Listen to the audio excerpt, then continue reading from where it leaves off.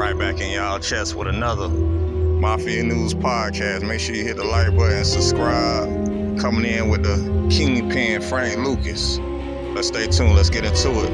100. Born September 9th, 1930, Franklucas was a country boy who grew up in North Carolina among the Great Depression. As the oldest boy of the family, Lucas had to find ways for the family to survive.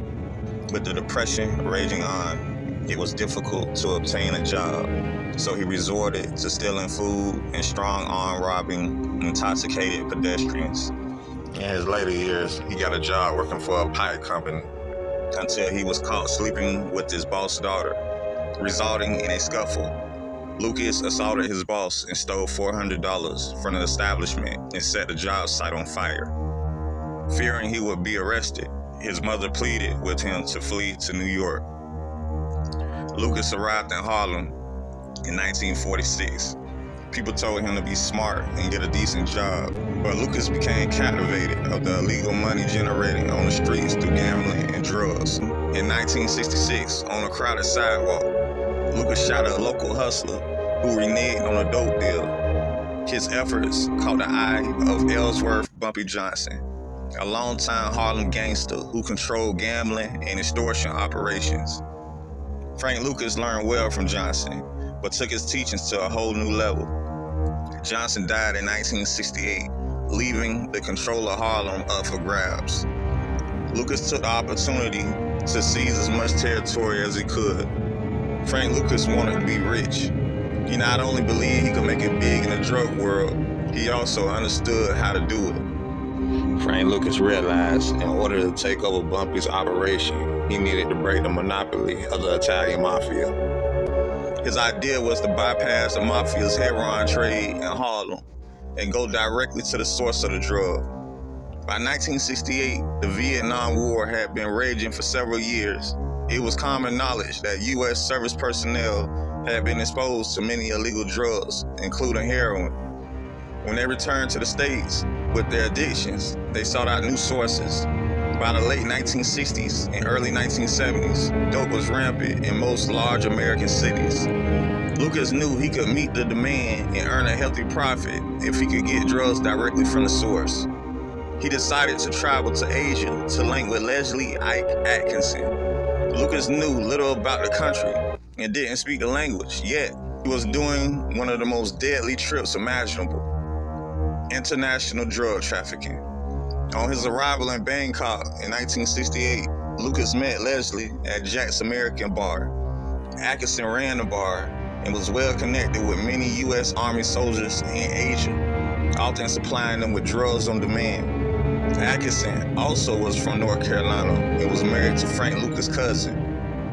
Atkinson agreed to supply Lucas with the heroin, but Lucas wanted to see the operations for himself.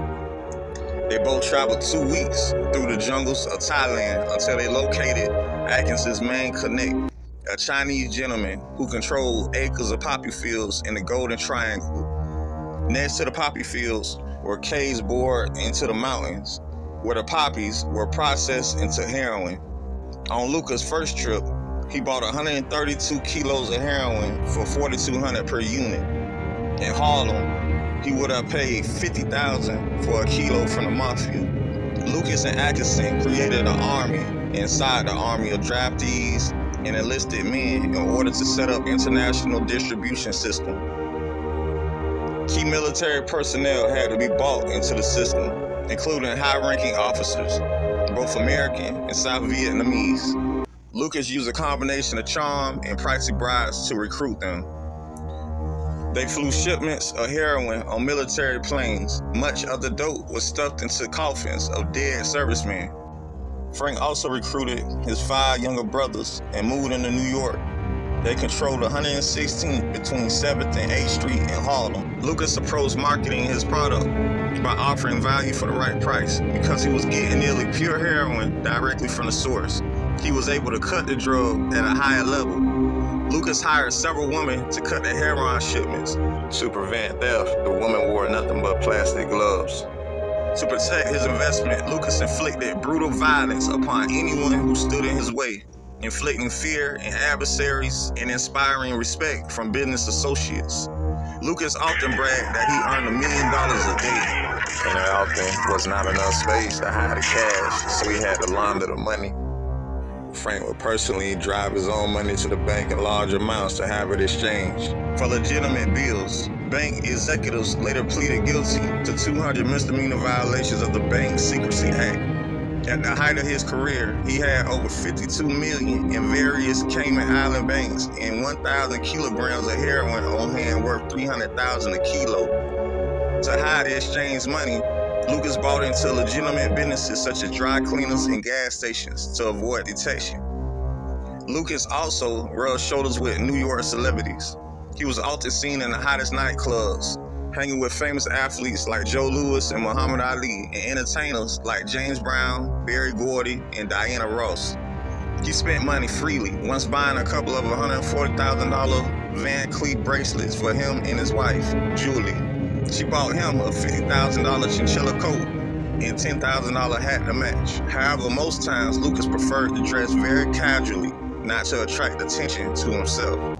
During the 1960s and 70s, New York Special Unit was extremely corrupt.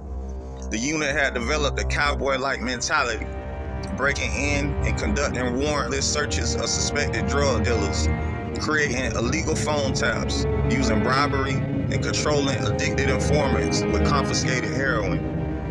At one point, Frank Lucas was caught with several keys of heroin and cocaine in the trunk of his car.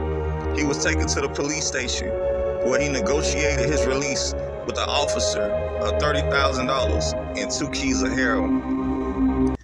In time, the police corruption made national news. In 1971, officials in New Jersey formed an investigative narcotics unit called the Special Narcotics Task Force, headed by then Assistant Prosecutor Richie Roberts. Serving as a detective in New Jersey since 1963, Roberts was a former U.S. Marine and recent law school graduate. He was street smart, honest, and known as a cop who got the job done. In 1975, after a lengthy investigation, the DEA raided Frank Lucas' home in an upscale neighborhood of New Jersey. In a panic, Lucas' wife, Julie, threw several suitcases stuffed with cash out the window totaling $584,000, which was recovered by authorities.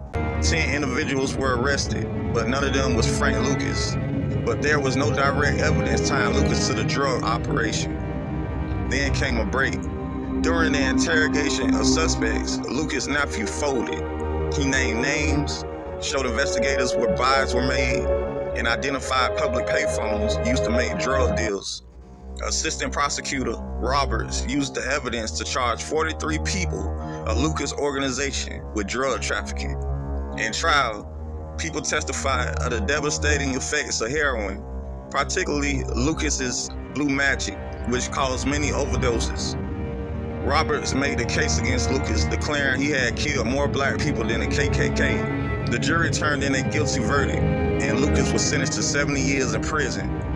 After a few short months, Lucas turned informant and provided names of mafia accomplices, corrupt law officials, and even gave up Atkinson, his heroin connect in Asia. Lucas' testimony resulted in nearly 200 indictments, including 3/4 of New York's DEA and 30 members of his family. Lucas' sentence was reduced to 15 years, and he was released in 1981. He was arrested again in 1984 for trying to trade an ounce of heroin, $13,000, for a kilo of cocaine. By this time, Richie Roberts had gone into private practice as a defense attorney, and upon hearing of his one-time nemesis arrest, he reached out to Lucas. Even though Lucas had once ordered a $100,000 contract on Roberts' life during the first trial, he was willing to defend Lucas, largely through Roberts' efforts. Lucas received a sentence of 7 years. After his prison release, Lucas returned to Harlem to witness the poverty caused by his drug operation. He realized how destructive his enterprise had been to the entire community. As a result, he spent much of his remaining life working to repair the damage he caused. He joined efforts with his daughter's non-profit organization, which provides a safe haven for children of incarcerated parents. In 2007, Hollywood paid Lucas a visit with the movie Americangangster starring Denzel Washington, illustrating his life of crime. Lucas died of natural causes in 2019 in New Jersey.